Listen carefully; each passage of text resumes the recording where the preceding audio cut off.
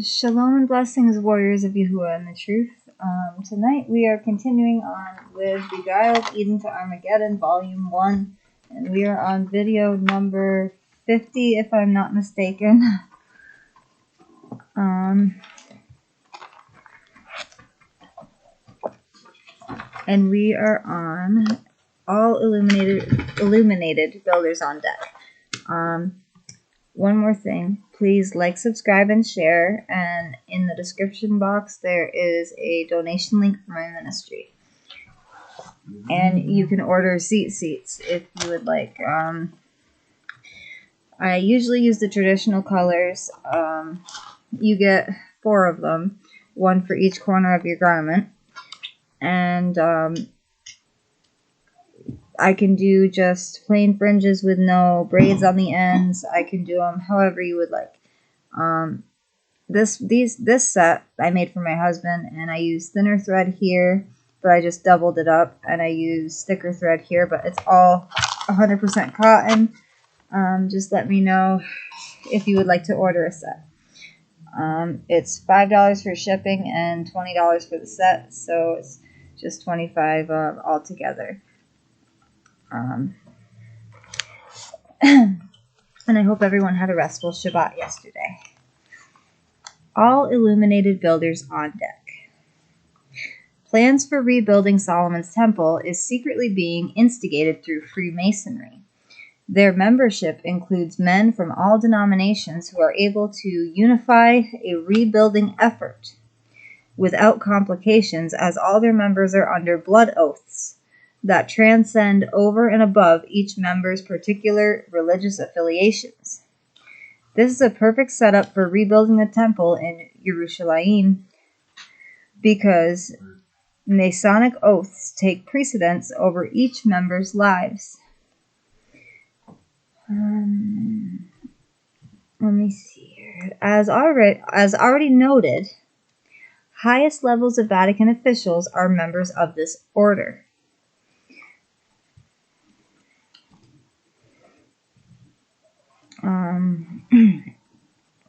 On November 27th, 1983, Pope John Paul II, Roman Catholic, issued a papal bull that legalized secret society membership for Roman Catholics. This was also the same year John Paul II had the Holy Shroud, or the Kodesh Shroud of Turin, bequeathed to him. Not a mere coincidence, but one carefully planned. Pope Benedict XVI also became a renowned confidant of all world leaders, just like his predecessor. Masses on each continent flocked to see him, including Castro's Cuba, all because of Fidel Castro's Masonic and Catholic ties. He established a relationship and actively participated in mutual collaboration with each nation, using the ties of Masonry that bind. Although Benedict XVI realized each country had their independence, his goal was to organize them into a new order in the name of peace, which he boldly emphasized to the world in his New Year's Day Mass on January 1st, 2013. He believed he could remove national independence by replacing it with an illuminated power of a Messiah-centered social gospel that does not condemn.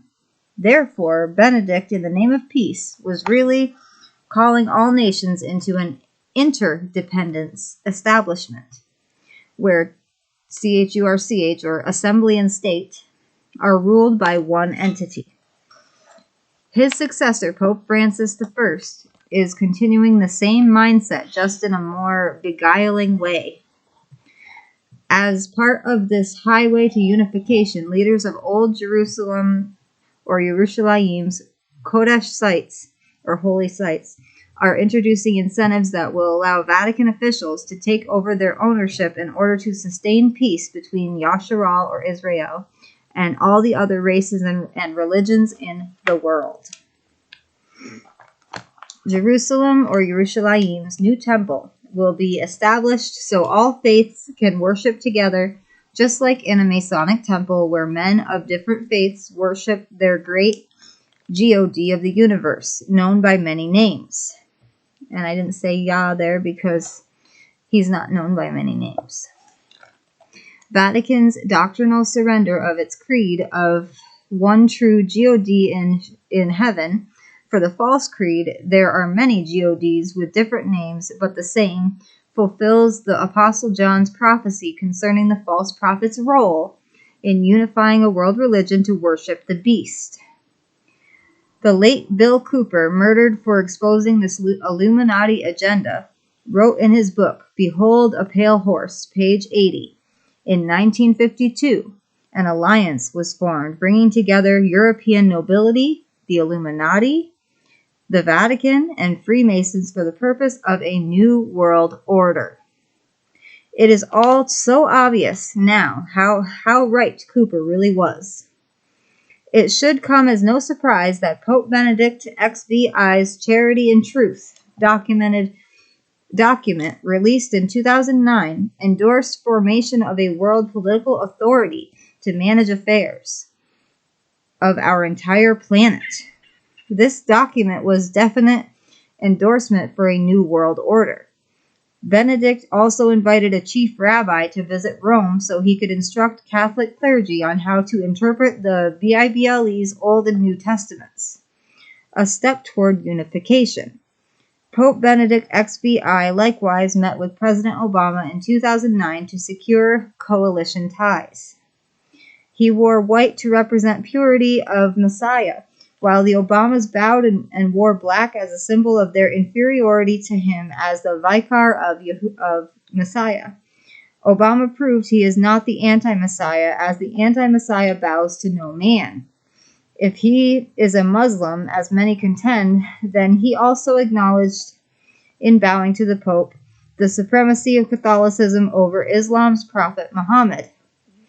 This makes perfect sense once you know Catholicism created the teachings of Muhammad. Yet when Benedict visited with Queen Elizabeth, she wore blue and black gloves. She definitely did not acknowledge her inferiority to him by bowing. If anything, as head of the CHURCH of England, with royal blood, she seemed to have what appeared as total superiority over him. She once wore black when she met John Paul II, but protocol changed during his reign when she wore blue and white gloves on a later occasion with him. With popes she met before John Paul II, she had worn black.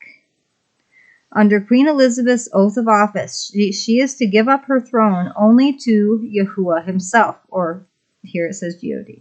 So the timing of when she quit wearing black was that she knew that the Pope was no longer the vicar of Messiah, because the clone of Yahusha was alive and visioning, complete, just as Malachi Martin claimed had occurred during Pope John Paul II's reign.